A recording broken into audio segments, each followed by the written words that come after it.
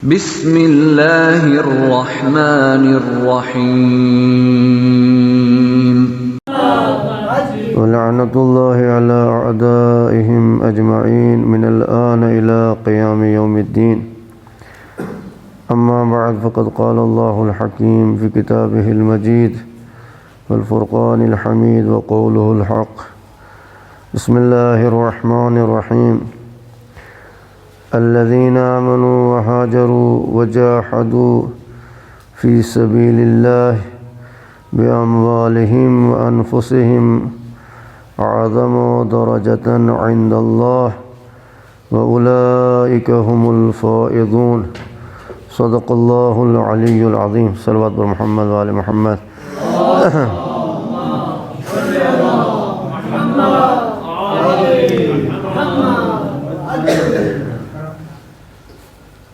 ماہ مبارک رمضان کی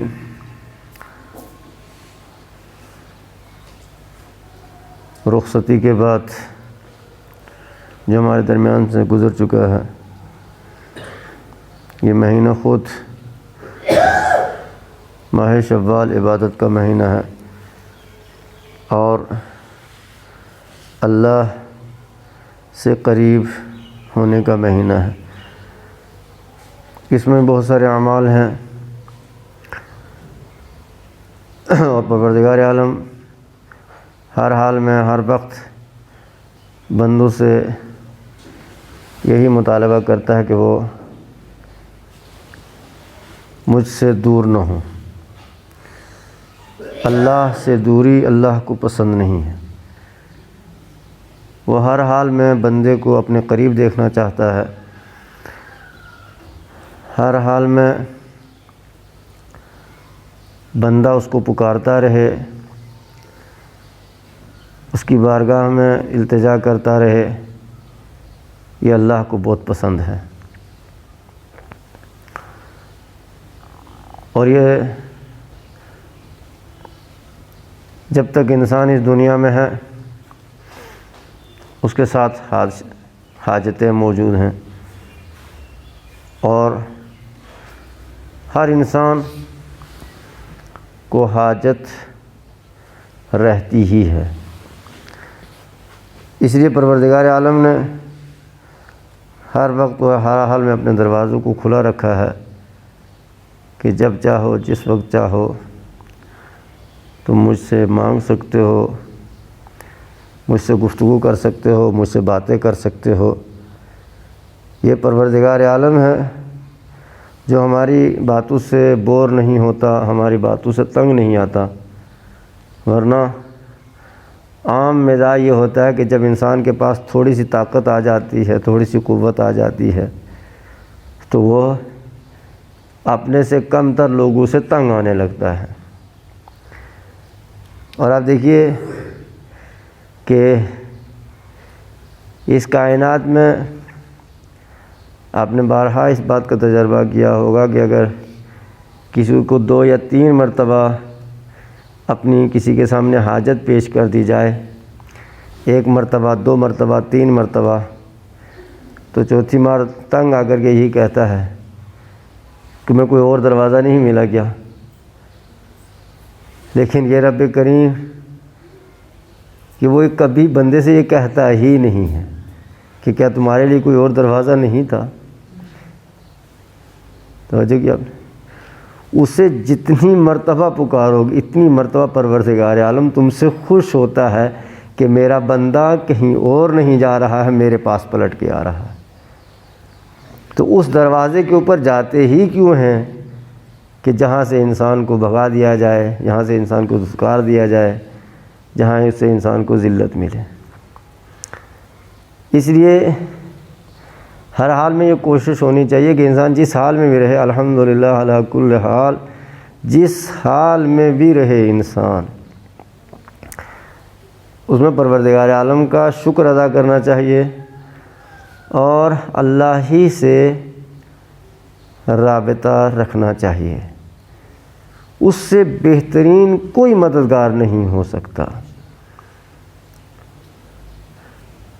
اور یہ تعلق ہے ایمانی، جہاں ایمان ہے وہ جانتا ہے کہ خدا سے بہترین مددگار کوئی نہیں ہے، اور جہاں ایمان نہیں ہے وہاں وہ کہیں بھی بھٹک سکتا ہے، یہ وہ خود جانتا ہے۔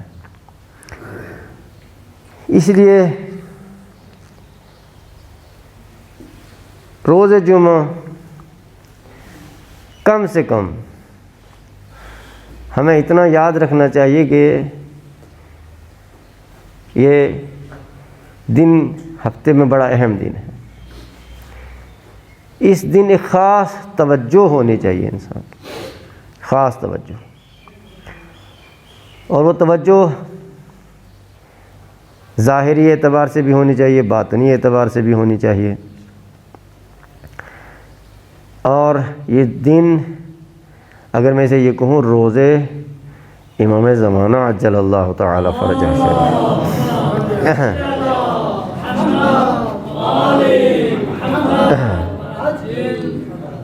ان کو یاد کرنے کا دن ہے۔ اور یہ دن روز عید ہے۔ آپ سال میں آپ کو 2 عیدیں مل جاتی ہیں تو آپ خوش ہو جاتے ہیں۔ آپ کے لیے ہر جمعہ جو ہے روز جمعہ روز عید ہے، روز جمعہ روز عید ہے۔ اور اس دن کا خاص کر کے اہتمام کرنا، حتیٰ کہ گھر کا جو نظام ہے اس میں بھی مثلا یہ روایات میں کہا گیا کہ اس دن کم سے کم بچوں کے ساتھ بیٹھو اور اچھا کھانا گھر میں بناؤ، یہاں تک روایات میں آیا ہے، اور سب مل جل کر کے بیٹھ کے کھاؤ۔ اگر کرونا نہیں ہے تو ایک صلوات پڑھے محمد و آل محمد۔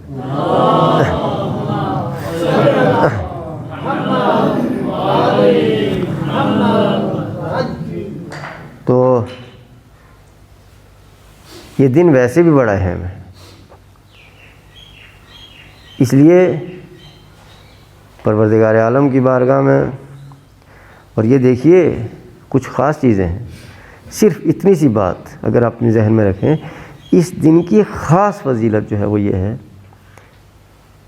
یہ ہے کہ مثلا اگر انسان کچھ بھی نہ کرے، خالی جو ہے جمعے کے دن غسل کر لینا، غسل کرتا رہے پابندی کے ساتھ، تو اس کا جسم جو ہے قبر میں محفوظ رہتا ہے، اسے کیڑے مکوڑے نہیں کھاتے۔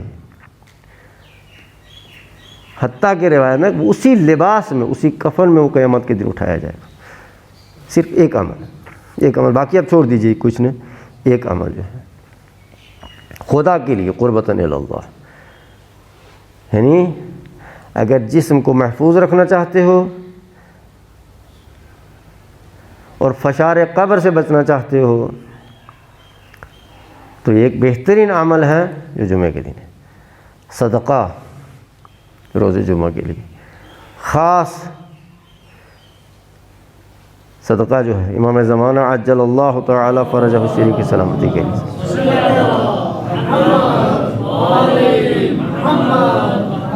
صدقہ نکالیے، اور اس کے بعد کم سے کم اگر کچھ بھی نہیں کر سکتے تو 2 رکعت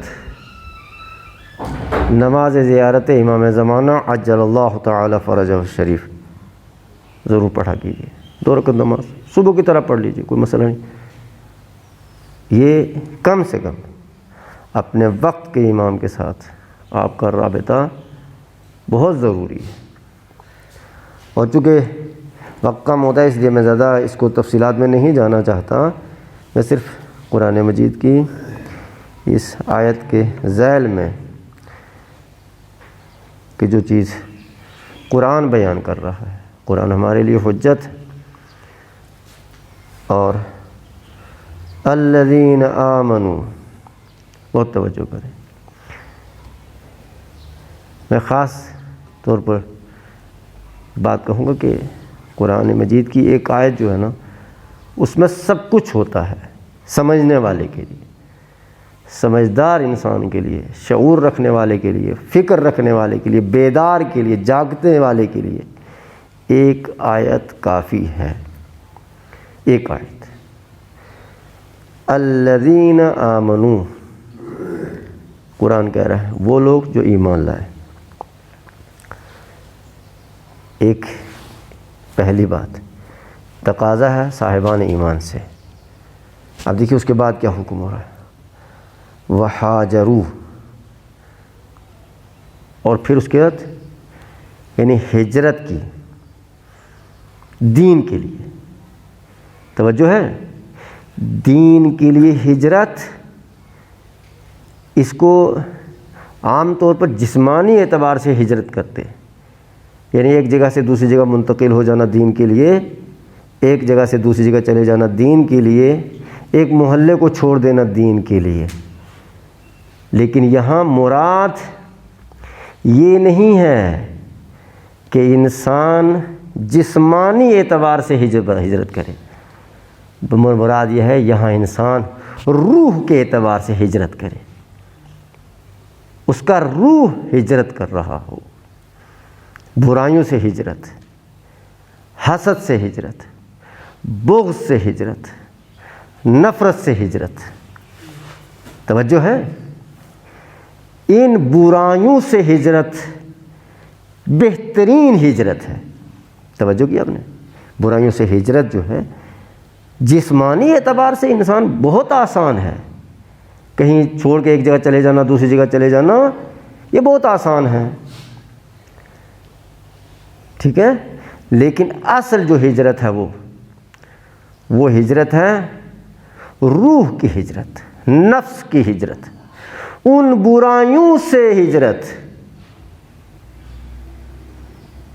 کہ جو واقعاً جن سے ہجرت کرنا واجب ہے، جن کو چھوڑ کے چلے جانا واجب ہے، اس کے معنی میں ہجرت ہے. دیکھیے ہو سکتا ہے کہ انسان ایک ہی مقام کے اوپر بیٹھا رہے، ایک ہی جگہ رہے، مگر وہ روح کے اعتبار سے اتنا بلند ہو چکا ہو، اتنی طولانی ہجرت کر چکا ہو کہ زمین والے زمین پہ ڈھونڈ رہے ہوں اور عرش والے اسے عرش پہ تلاش کر رہے ہوں. اصل ہجرت یہ ہے. توجہ کیا آپ نے. اسی لیے جب مومن نماز پڑھتا ہے تو نماز میں اصل وجود یہی رہتا ہے. روح کہاں جاتی ہے؟ الصلاۃ معراج المومن، نماز مومن کی معراج ہے. اس کے معنی کیا ہے؟ اس کے معنی یہ ہے، مقصود یہ نہیں ہے کہ جسم کتنا ہجرت کرے، مقصود یہ ہے کہ روح کتنی مرتبہ ہجرت کرتی ہے، روحانی طور پر انسان کتنا ہجرت کرتا ہے. سمجھے کیا آپ نے. اسے اسلام یہ نہیں کہتا کہ برے سے نفرت کرو، یہ نہیں کہا نا اسلام نے. کیا کس سے نفرت کرو؟ برائی سے نفرت کرو، برائی سے نفرت کرو. بیمار سے نفرت نہ کرو، بیماری سے نفرت کرو. بیماری سے نفرت کرو، برے سے نفرت نہیں ہے. اگر برو سے نفرت ہوتی، آج نہ جانے کون سا اسلام پھیل رہا ہے. آج جو اسلام ہم پھیلا رہے ہیں یا جس اسلام کا جھنڈا ہم لے کر کے چل رہے ہیں، واقعی یہ وہ اسلام نہیں ہے جو پیغمبر اکرم صلی اللہ علیہ وآلہ وسلم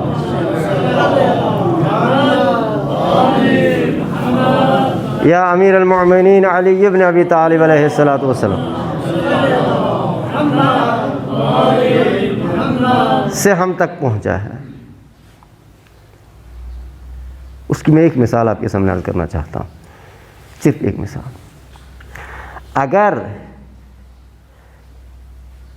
انسانوں سے برو سے نفرت کا حکم ہوتا قرآن مجید میں، تو پھر کوئی بھی پیغمبر اکرم کی بزم میں نہ آ سکتا اور نہ کوئی مسلمان بن سکتا. ٹھیک ہے. کمال یہ نہیں ہے، ایک دیکھیے دو معیار ہے یہاں پہ. ایک یہ ہمارے یہاں آپ کی بزم میں اچھے لوگ نہیں بیٹھتے. واقعی میں آپ کو یہ بات بہت واضح کر دینا چاہتا ہوں. بعض لوگ کہتے ہیں نا کہ مثلا بعض لوگ کہتے ہیں کہ ان کے ساتھ میں اچھے لوگ نہیں رہتے. اگر واقعاً کوئی متقی ہے، واقعاً کوئی نیک انسان ہے، تو اس کی بزم میں اچھے کم ہونا چاہیے، برے زیادہ ہونا چاہیے کہ اس سے تربیت حاصل کر کے جائیں. توجہ کیا آپ نے؟ اگر برے اس کی صف میں نہیں بیٹھتے، اس کے معنی یہ ہے کہ یا تو ان کی برائی کو نہیں سمجھ رہا ہے یا اپنی ذمہ داریوں کا احساس نہیں کر رہا ہے. اس لیے کہ آپ کا مقصد کیا ہے؟ آپ کا مقصد یہ ہے. دیکھیے میں آپ کا سامنے گزار کیوں، ہمارے ڈاکٹر صاحب یہاں تشریف فرما ہیں، ڈاکٹر کے پاس کون لوگ جاتے ہیں؟ اچھے لوگ زیادہ بیٹھتے ہیں یا برے؟ نہیں، مریض لوگ زیادہ بیٹھتے ہیں یا بیمار؟ سب کہیں گے بیمار لوگ. تو ڈاکٹر کے پاس کس کو ہونا ہے؟ اچھے لوگوں کو زیادہ ہونا چاہیے، بیماروں کو ہونا چاہیے؟ سب کہیں گے بیماروں کو. کیوں؟ ان کو ضرورت ہے. سماج میں جو علماء ہیں ان کے قریب اگر اچھے لوگ کم بیٹھیں، برے زیادہ بیٹھیں، تب جا کر کے سماج کے اندر وہ تربیت کا نظام چل سکتا ہے. اور ضروری ہے آپ کے لیے، ہمارے لیے اور آپ کے لیے، سب کے لیے، جو بھی آپ میں اچھے لوگ ہیں. آپ صرف اپنا کمال یہ نہ سمجھیے کہ ہمارے دوست فلاں اچھے لوگ ہیں. نہیں، اس لیے کہ آپ کو ضرورت ہے اس سماج کی، آپ کو فکر ہونی چاہیے اس سماج کے ایک ایک فرد کی. اگر کوئی انسان جس تک آپ کی رسائی نہیں ہوتی اور وہ جہنم میں چلا جائے تو آپ کے سر قیامت کے دن سوال کیا جائے گا. قیامت کے دن آپ سے سوال ہوگا، اس کے بارے میں پوچھ تاچھ ہوگی آپ کے بارے میں کہ کیوں وہاں تک نہیں گئے آپ. امیر المؤمنین علی بن ابی طالب علیہ الصلوۃ والسلام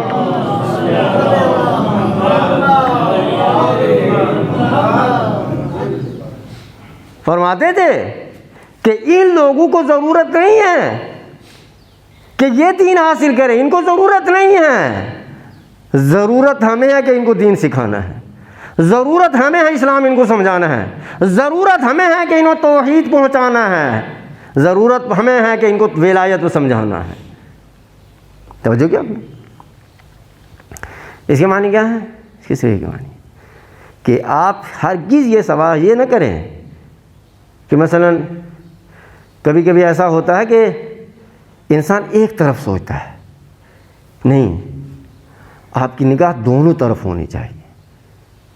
آپ کی ذمہ داری ہے آپ ہر طرف نگاہ رکھیں. آپ میں جتنے افراد جو مسجد میں تشریف فرما ہیں، دیکھیے قیامت کے دن اسے کچھ چیزیں جو ہیں وہ کیا ہیں؟ واجب ہیں، اور کچھ واجب کفائی ہیں، کچھ واجب عینی ہیں.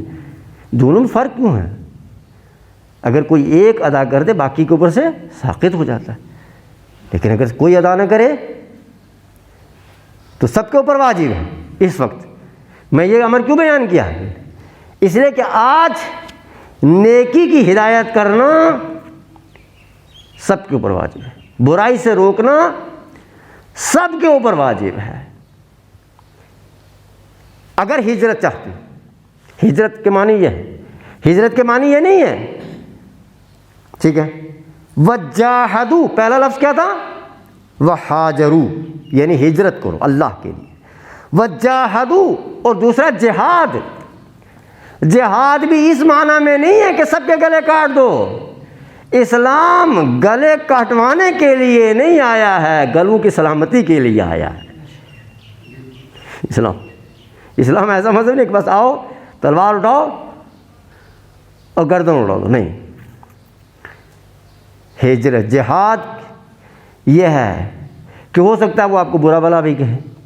توجہ کیا آپ نے؟ اب یہاں پہ میں جہاد کے مفہوم آپ کے سامنے عرض کر رہا ہوں. جہاد کے معنی کیا ہیں؟ جہاد کے معنی یہ ہے کہ جب اللہ کے لیے آپ گھر سے نکلو گے، خدا کے لیے آپ نکلو گے، تو آپ کو ہو سکتا ہے آپ کا مقصد نیک ہے مگر آپ کو وہ لوگ برا بلا کہہ رہے ہیں، تو یہاں برداشت کرنا جہاد ہے. یہاں سنبھل کے گفتگو کرنا جہاد ہے. توجہ کریں آپ. اور ہو سکتا ہے سچ کہنے میں آپ کو بہت کچھ جھیلنا پڑ جائے، ہو سکتا ہے حق کا ساتھ دینے میں آپ کو بہت کچھ جھیلنا پڑ جائے. بہت کچھ ختم ہو جائے آپ کا، بہت کچھ چلا جائے. تو جہاد کے معنی یہ ہے مگر آپ کے ہوتے ہوئے سچ پروان چڑھے، آپ کے ہوتے ہوئے حق پروان چڑھے، یہ ہے جہاد. وجاہدوا فی سبیل اللہ.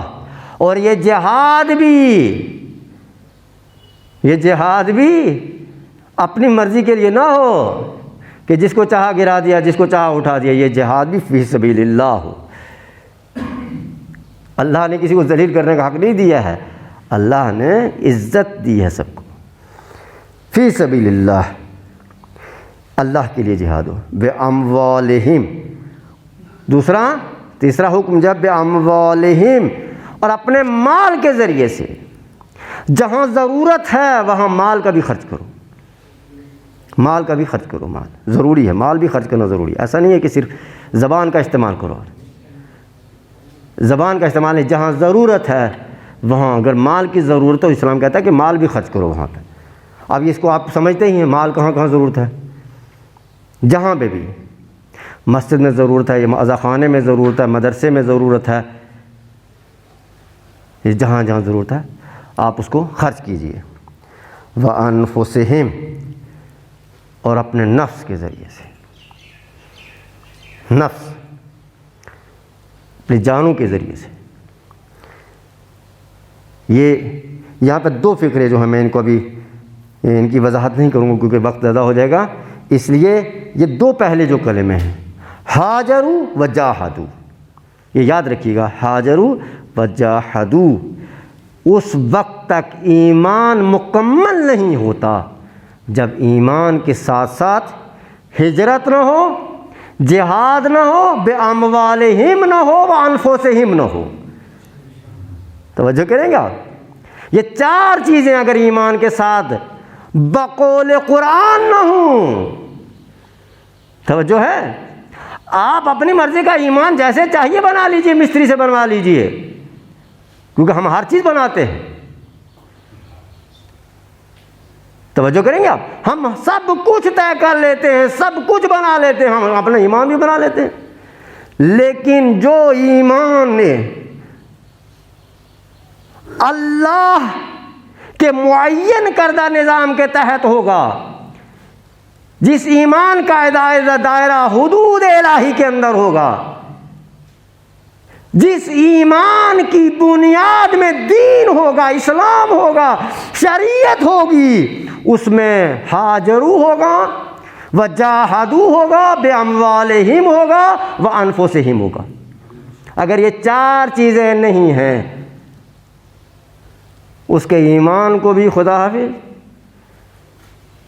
یہ چار چیزیں لازمی ہیں. بغیر ان چار چیزوں کے اسلام دین مکمل نہیں ہوتا ہے. پروردگار عالم محمد و آل محمد کے صدقے میں ہم سب کو ایماندار قرار دے اور دین کی معرفت کے ساتھ زندہ رہنے کی توفیق عنایت فرمائے. پروردگار عالم محمد و آل محمد کے صدقے میں جملہ مرحومین کی مغفرت فرما، ان کو جوار معصومین جنت فردوس میں جگہ عنایت فرما. پروردگار محمد و آل محمد کے صدقے میں اس وبا سے تمام مومنین مومنات کو محفوظ فرما.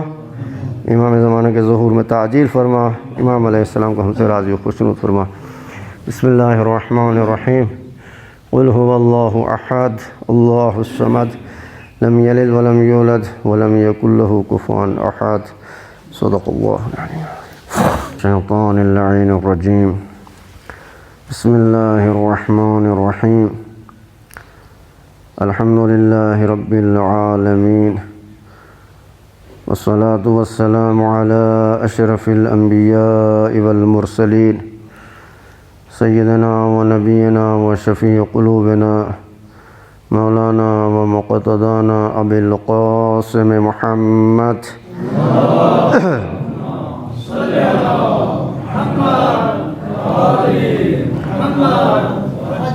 وعلى أهل بيته الطيبين الطاهرين المعصومين المظلومين المنتخبين المنتجبين الأكرمين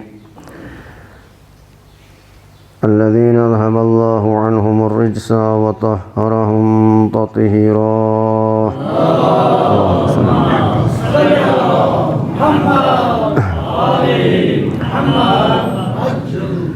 بسم الله الرحمن الرحيم إن الله وملائكته يصلون على النبي يا أيها الذين آمنوا صلوا عليه وسلموا تسليما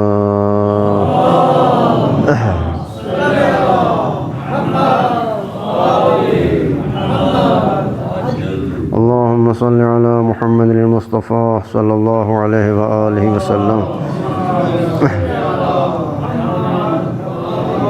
وعلى علي المرتضى عليه الصلاة والسلام وعلى فاطمة الزهراء سيدة نساء العالمين الحسن والحسين سيد شباب أهل الجنة وعلي بن الحسين ومحمد بن علي وجعفر بن محمد وموسى بن جعفر وعلي بن موسى ومحمد بن علي وعلي بن محمد والحسن بن علي والحجة القائم المهدي عجل الله تعالى فرجه الشريف بسم الله الرحمن الرحيم اللهم إنا نرغب إليك في دولة كريمة تعز بها الإسلام وأهله وتذل بها النفاق وأهله وتجعلنا فيها من الدعاة إلى طاعتك والقادة إلى سبيلك وترزقنا بها كرامة الدنيا والآخرة ربنا آتنا في الدنيا حسنة وفي الآخرة حسنة وقنا عذاب النار بحق محمد وآله الأطهار بسم الله الرحمن الرحيم الذين آمنوا وهاجروا وجاهدوا في سبيل الله بأموالهم وأنفسهم أعظم درجة عند الله وَأُولَٰئِكَ هُمُ الْفَائِزُونَ قرآن مجید کی اس آیت کریمہ کے ذیل میں جو باتیں آپ کے سامنے عرض کی گئی ہیں اس میں بنیادی چیزیں ہیں یہ، اور ان بنیادی چیزوں کے بغیر نماز اس کا پہلا رکن ہے۔ ہاجرو، دیکھیے اسلام ایک لفظ میں قرآن مجید نے مکمل نظام حیات کو بیان کیا ہے۔ وحاجرو جو لفظ ہے ایمان کے بعد، توجہ کریں گے آپ، ایمان کے بعد دوسرا لفظ ہے وحاجرو، یعنی اے ایمان والو جو ایمان لائے ہو کیا کرو؟ ہجرت۔ تو نماز ہجرت کا ایک جز ہے۔ کیسے؟ یعنی انسان دنیا کے تمام امور کو چھوڑ کے کہاں آتا ہے؟ اللہ کی طرف آتا ہے۔ روزہ، تمام چیزوں کو انسان ترک کر کے انسان کہاں آتا ہے؟ اللہ کی طرف آتا ہے۔ حج، کہاں سے کہاں ہجرت کر کے انسان اللہ کی طرف جاتا ہے۔ زکوٰۃ، کتنی مال سے محبت کے ہوتے ہوئے انسان راہ خدا میں دے دیتا ہے۔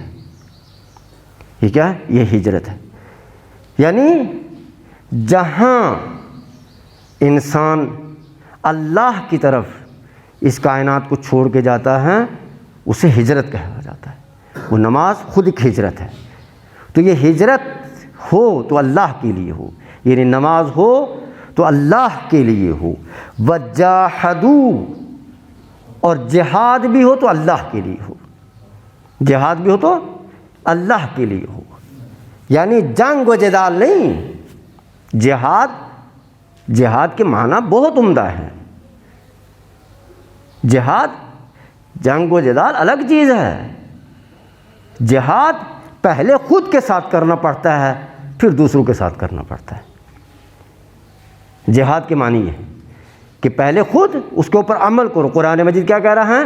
هو الذی بعث فی الأمیین رسولا منہم یتلو علیہم آیاتہ ویزکیہم ویعلمہم الکتاب والحکمہ وإن کانوا من قبل لفی ضلال مبین۔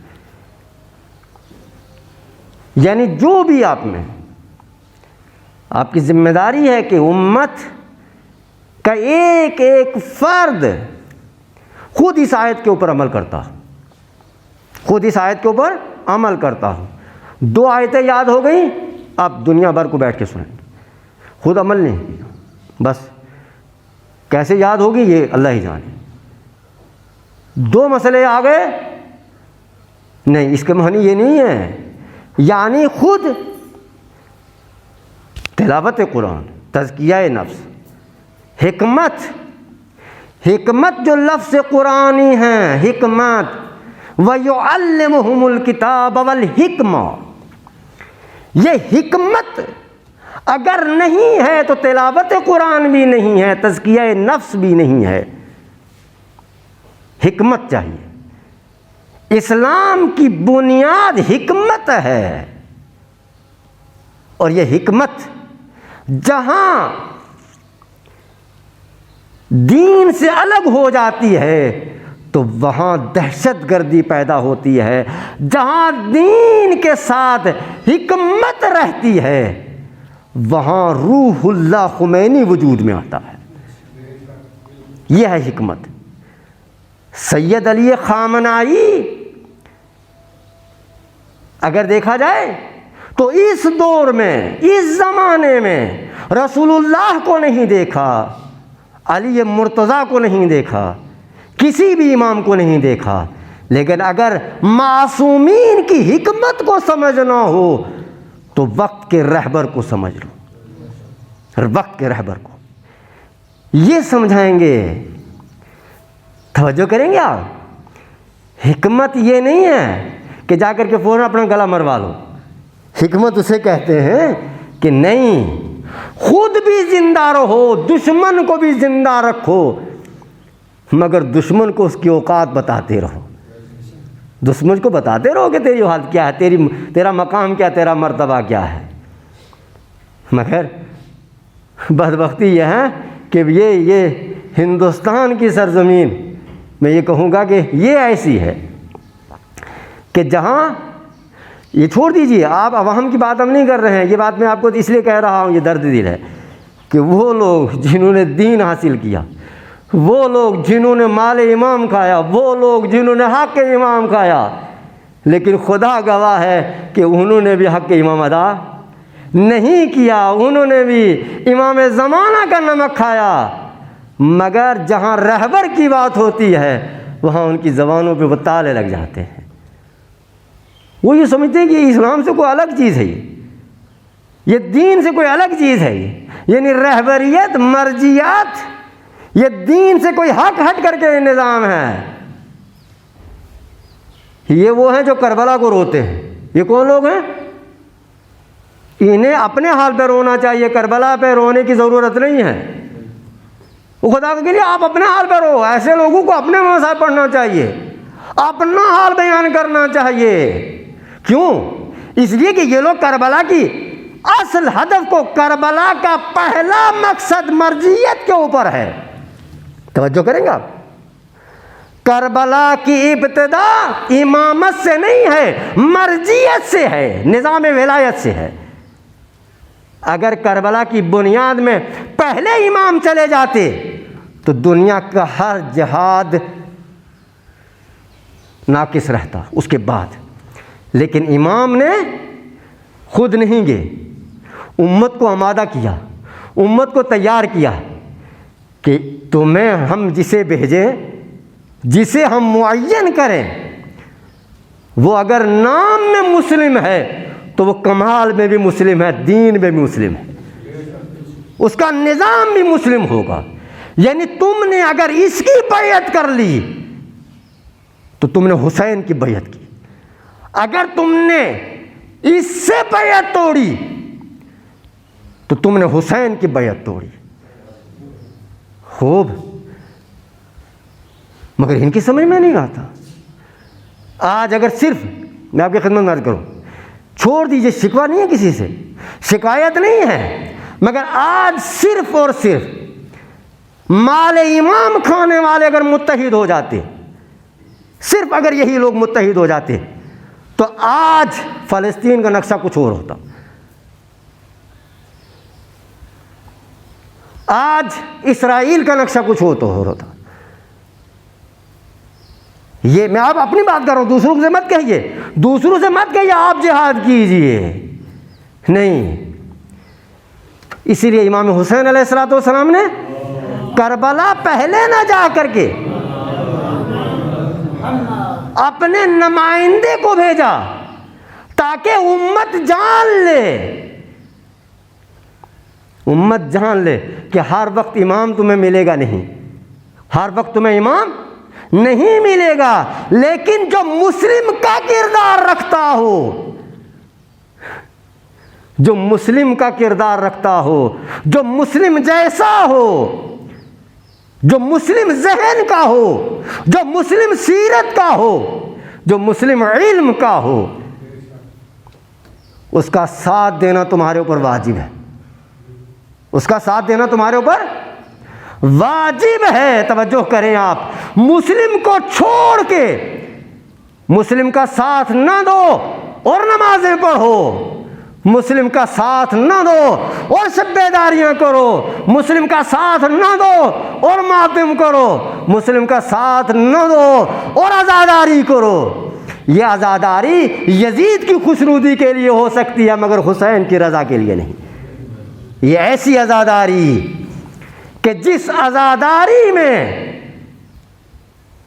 وقت کے مسلم کی پہچان نہ ہو، شناخت نہ ہو، اور اس کی مرضی شامل نہ ہو، پھر ایسی عزاداری یزید کی خوشنودی کے لیے ہو سکتی ہے، ایسی نماز یزید کی خوشنودی کے لیے ہو سکتی ہے۔ اس عزاداری سے، اس عبادت سے، اس ریاضت سے، اس محنت سے حسین کو جہاں ایک عام مومن بھی خوش نہیں ہو سکتا۔ اس سے اگر کسی کو خوشنودی ملے گی تو وہ یزید کو ملے گی۔ یہ بات ذہن میں رکھیے۔ اس وقت آپ جہاں ہیں، میں صرف آپ سے ایک جملہ کہوں گا کہ آپ کے اوپر بھی واجب ہے۔ وہ واجب کتنا ہے؟ وہ واجب یہ ہے کہ کم سے کم ہر نماز کے بعد کم سے کم مظلوم کی حمایت کے لیے دعا کیجیے، ظالم کی نابودی کے لیے دعا کیجیے، مقام معظم رہبری کی صحت و سلامتی کے لیے دعا کیجیے، تاکہ خدا ایسے رہبر کو زندہ رکھے جس نے پوری امت کو زندہ رکھا ہوا ہے۔ ہمیں ایسے رہبر کی ضرورت ہے، ایسے خامنائی کی ضرورت ہے کہ جو آج کے اسلام کی پہچان ہے، آج کے دین کی پہچان ہے۔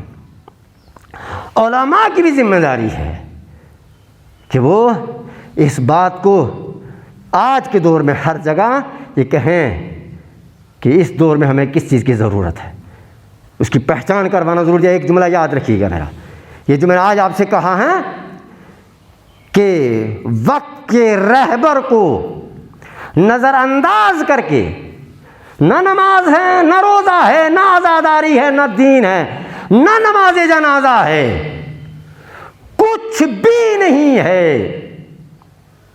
صرف اگر ہے تو چلتی ہوئی قوم مردہ ہے، بھیڑ میں کٹھی قوم مردہ ہے۔ اس کے علاوہ امت کے پاس کچھ نہیں۔ یہ وہ سر نہیں ہے کہ جو گننے کے لائق ہوں، یہ وہ سر ہیں کہ جن کو گنتی کے لائق نہیں ہیں۔ آج امت مسلمہ ان حالات سے گزر رہی ہے۔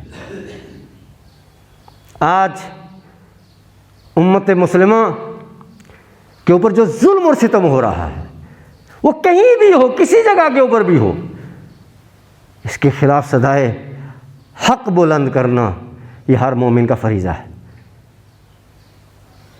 قلم کے ذریعے سے، زبان کے ذریعے سے، اپنے کردار کے ذریعے سے، اپنے مال کے ذریعے سے، ہر چیز کے ذریعے سے، یہ بہت ضروری ہے۔ اور میں یہ بات کہوں گا کہ اس سارے دین کے ساتھ جو بنیادی دین ہے، جو اساس دین ہے، جو اس وقت کی ضرورت ہے، اسے پہچاننا بہت ضروری ہے۔ اس کو پہچانے بغیر نہ دین ملے گا، نہ دین سمجھ میں آئے گا، اور نہ دین مقام مقصود تک پہنچائے گا۔ یہ بات ہم بارہا کہہ چکے ہیں اس ممبروں سے کہ دیکھیے کہ آپ کتنے بھی نمازی بن جائیے، کتنے بھی روزے دار بن جائیے، کتنے بھی بڑے حاجی بن جائیے، مگر اگر آپ نے امام حق کو چھوڑ دیا ہے، امام حق کو چھوڑ دیا ہے، تو آپ کی نمازیں کسی کام کی نہیں، آپ کے روزے کسی کام کے نہیں۔ آج سب سے بڑا جو ہے وہ عزاداری کے اوپر توجہ دلائی جاتی ہے۔ یہ بات آپ لوگ میری ذہن میں رکھیں. آج ممبروں سے زیادہ یہ ثواب بیان کریں عزاداری خوب کرو. ہوتا نہیں ہوتا؟ کہا جاتا ہے. یہ کیوں کہا جاتا ہے؟ اصل میں اس سے فائدہ ہے، اس سے فائدہ ہے. میں ہمیشہ ایک بات کہتا ہوں کہ اگر لین دین کا سلسلہ بند ہو جائے تو ساری حدیثیں کہیں گے نہیں وہ عزاداری اتنی کرو ہی مت. یہ فائدہ ہے اس لیے چل رہا ہے. اس میں ایک بات آخر عزاداری کے اوپر توجہ دلائی جاتی ہے کہ عزاداری خوب کرو، مگر یہ کہیں نہیں کہا جاتا کہ مقصد عزاداری کو سمجھو. یہ بات بیچ میں سے ہٹا دی جاتی ہے. عزا کے مقصد کو، اس کا ہدف کیا تھا، کیوں عزاداری کی جائے، کس لیے کی جائے، یہ نہیں، یہ سوال جواب نہیں ہونا چاہیے. سوال یہ ہے کہ بس عزاداری ہو، کس کی ہو یہ پتہ نہیں. دیکھیے عزاداری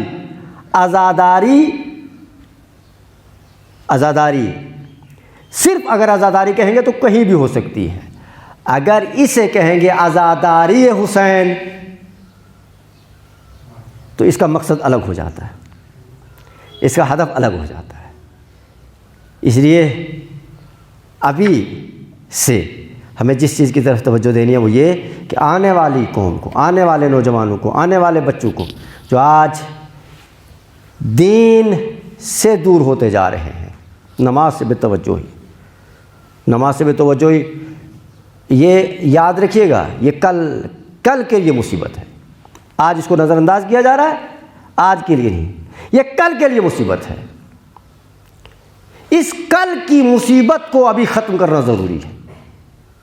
اب دیکھیے کتنے بچے ہوں گے مگر نہیں، توجہ نہیں ہوتی ہے، بس دین نہیں. اس لیے پروردگار اس لیے کہا کیا ہے، جا وجاہدوا، ہجرت کرو، فی سبیل اللہ، اللہ کے لیے ہجرت کرو، باموالہم، اپنے مال کے ذریعے سے، وانفسہم، اور اپنے نفوس کے ذریعے سے. اعظم اللہ درجۃ عند اللہ، انہی لوگوں کا مرتبہ اللہ کے نزدیک بہت بلند ہے. یہی جو لوگ کرتے ہیں اللہ کے نزدیک، اگر بلندی چاہتے ہو، بلند مقام چاہتے ہو، بلند مرتبہ چاہتے ہو تو یہ کام تم کو کرنا. وَأُولَٰئِكَ هُمُ الْفَائِزُونَ، اور یہی لوگ کامیاب اور کامران ہیں. بسم اللہ الرحمن الرحیم. والعصر ان الانسان لفی خسر الا الذین آمنوا وعملوا الصالحات وتواصوا بالحق وتواصوا بالصبر. صدق اللہ العلی العظیم.